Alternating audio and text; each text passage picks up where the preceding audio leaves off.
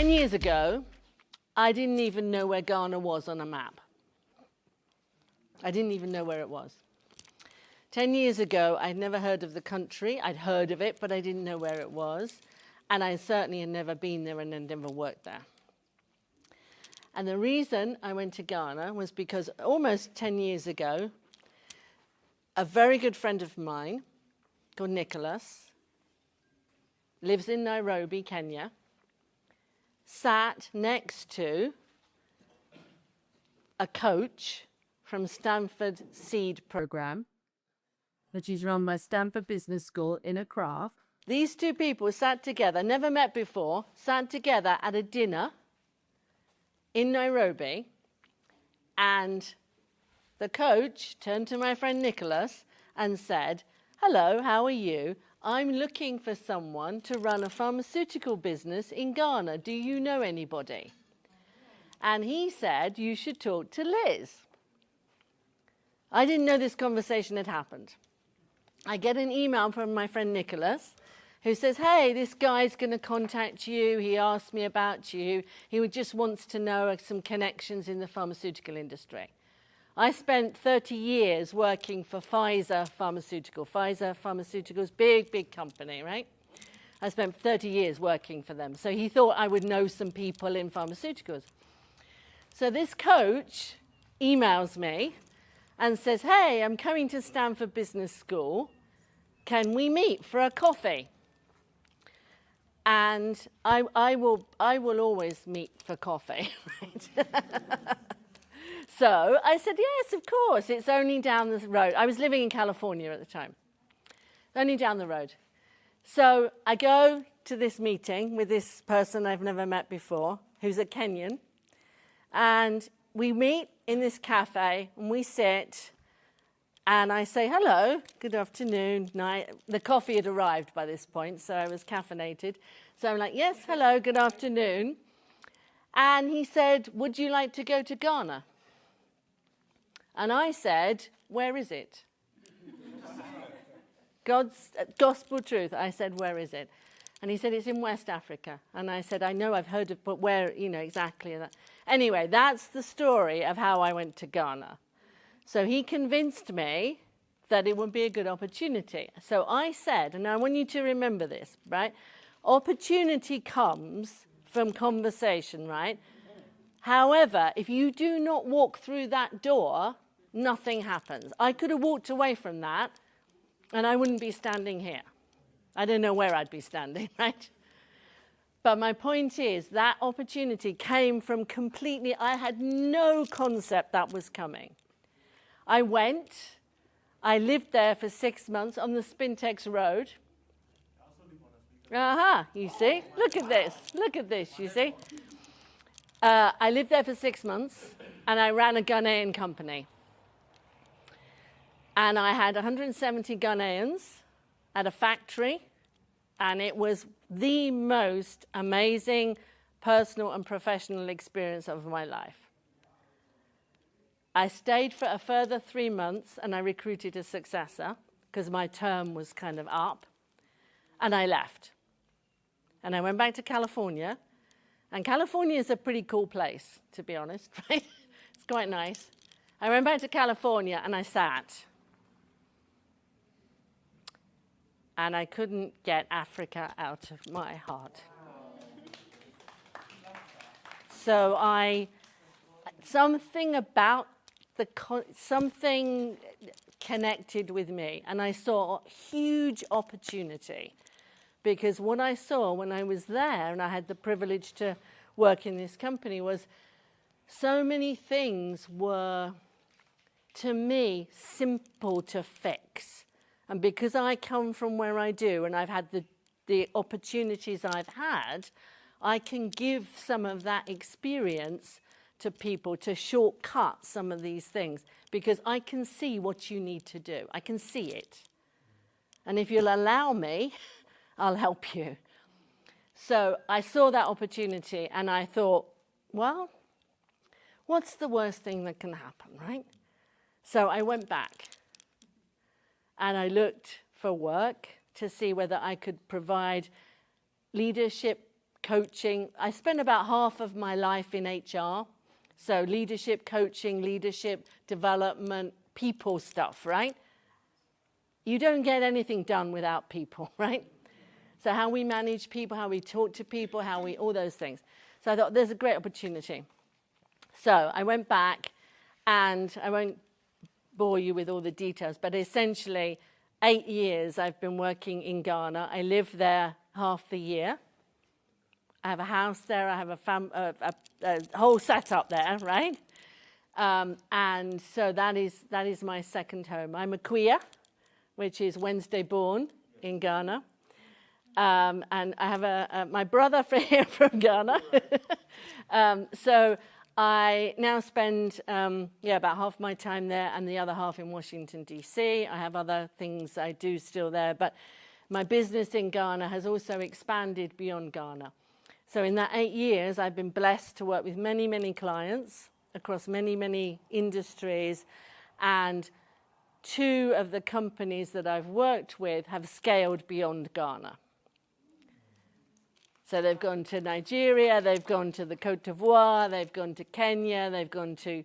So I have a little bit of an understanding of how you can go from one country to another in Africa.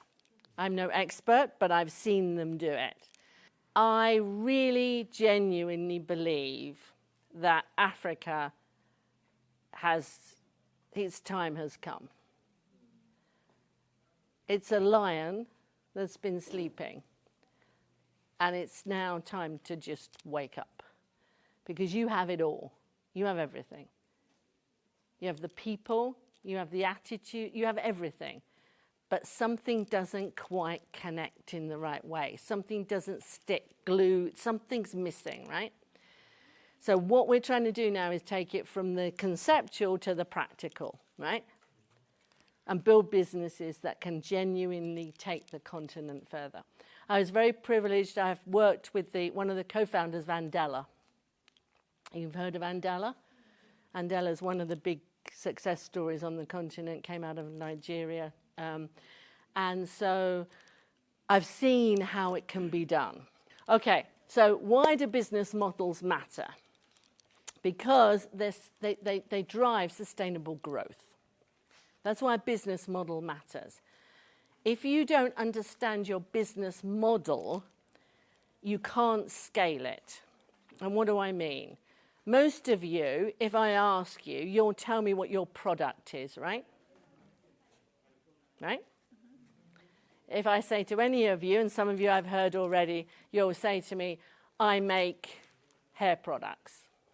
I'm into pharmaceuticals. You'll tell me about your product, right? You won't talk to me about your business model. And there's a difference.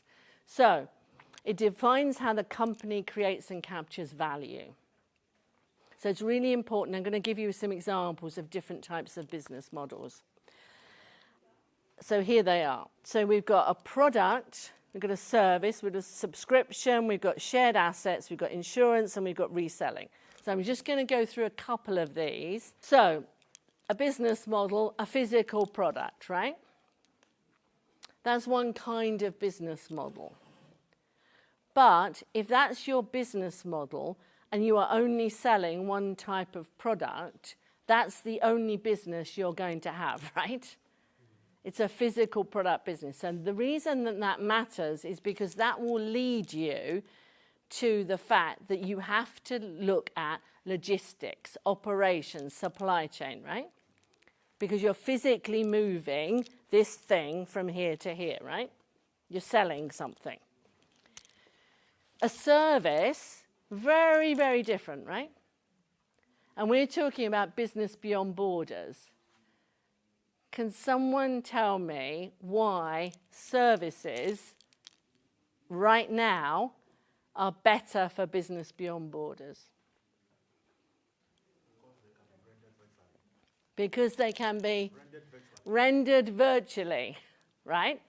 So if your business model is a service, then you can do it anywhere, potentially, right? Is my cyber security guy in the room? There he is, okay. I happen to know, right? This guy here is has a company around cybersecurity, right? Very important, up and coming, right? Can he deliver his product anywhere? Do you think? Yeah, right? So you could be sitting in Nigeria, you could be sitting in Botswana, you could be sitting anywhere, right? Someone with a product. Show me someone with a product here. Who's got a product? Right, what's your product? Skin and hair care products, right? Can her skin and hair care products be delivered virtually? No. However, she may want to add a service that could be, right? So she would then have a combined business model. But if she doesn't understand that her business model currently is purely product, she's going to limit herself as to what she's looking at. So services, okay. Anyone give me an example of subscription business model? Netflix. Yes, God bless Netflix. Where would we be without it? Right, Netflix. What is the joy of Netflix's business model? How many people don't cancel their subscriptions?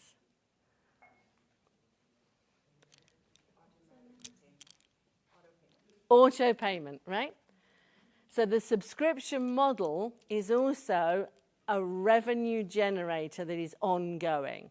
If I sat in Netflix today, I could tell you how many customers we have. I could tell you how much money comes in every month. And I could probably tell you how much money is going to come in a year. Because most of those subscriptions are ongoing. What a lovely business model, right? If I said to you, I can tell you what your revenue is going to be in August, you'd probably clap for me, wouldn't you? Yeah. Because it's predictable, right? So I'm just giving you examples of different business models. So if you don't think about these kinds of things and you focus purely on a product, you can really limit yourself.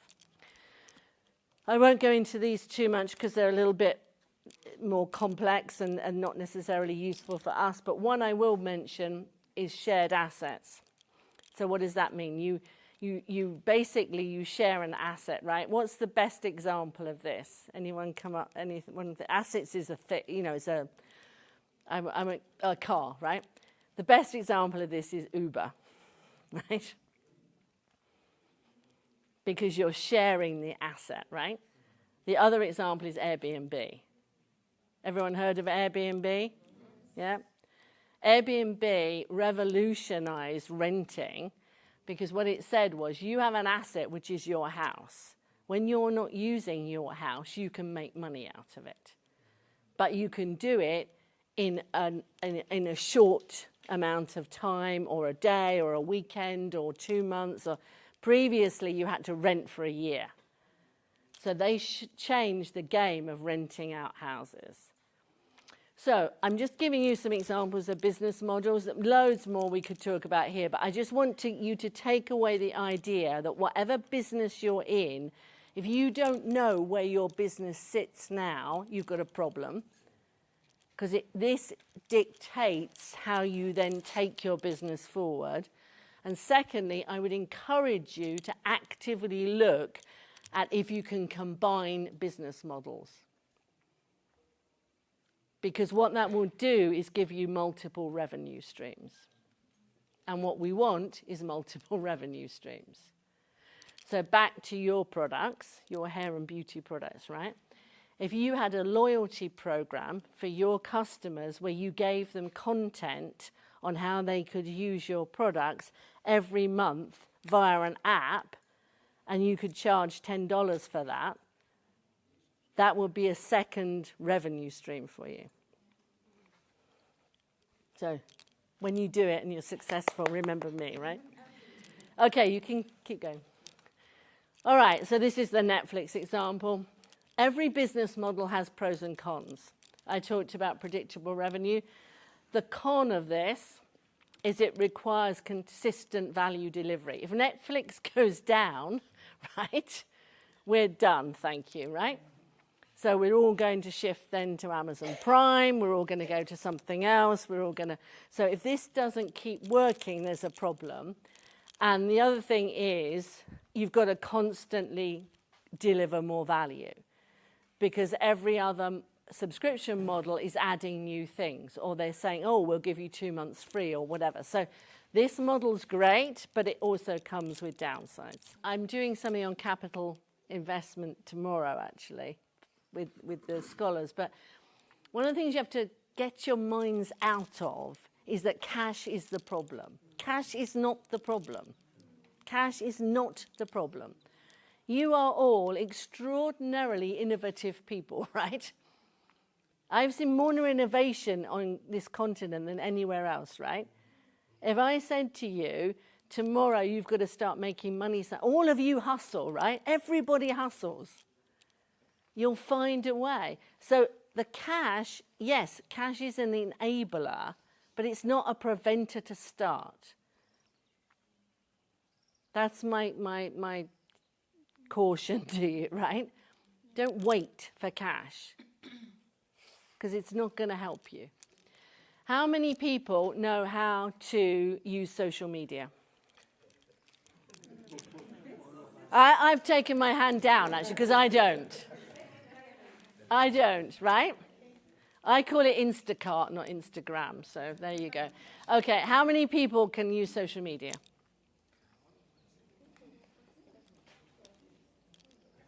How many of you are on WhatsApp? Right? Right? Doesn't cost anything. It's actually free, right? It's actually free. The amount of resources you can get that are free in this world is extraordinary on the internet, right? That doesn't take cash. That takes attitude, right?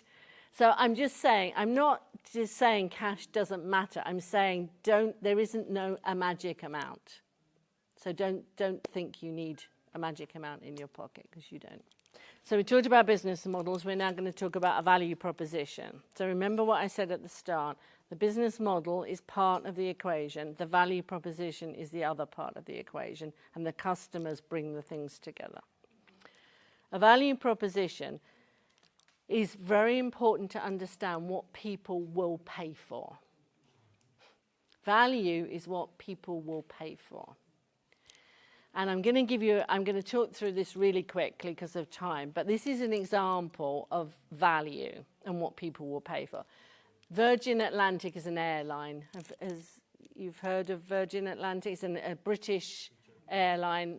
Richard Branson, very famous entrepreneur, ran Virgin Records. Interestingly, he started, I think, with something like $600. Yeah, something like that. He's now worth, I think, 3.4 billion or something. So Virgin Atlantic, right? Virgin Atlantic did something interesting. Value is what customers want or need and what they're prepared to pay for. People will pay for convenience, time, not just a product, right? How many of you have value time over maybe money, right? Certain people do. They'd rather get time back than worry about the money, right? So people will pay for all sorts of things, and value propositions about what the value is you can get people to pay for. So Virgin Atlantic, at the time they entered the market, which I think was 1984, they basically disrupted a very established transatlantic market. They were a completely new player. Richard Branson had never run an airline. He ran a record company. He had no experience of running an airline at all. And he saw an opportunity to disrupt this market of transatlantic travel, which was dominated by 2 or 3 players. And the branding was completely different. You know, the branding was red and vibrant and all sorts of things. But he got people to pay for better seats. He got people to pay for better entertainment. He got people to pay for how the service was on board. But the key insight for Virgin Atlantic was they looked at their customer base, and customers said that the journey starts from when I leave my house, not when I get on the plane. So he developed a limousine service to pick you up from your house and take you to the airport. That was the insight. And he built another revenue stream from that business, nothing to do with an airline.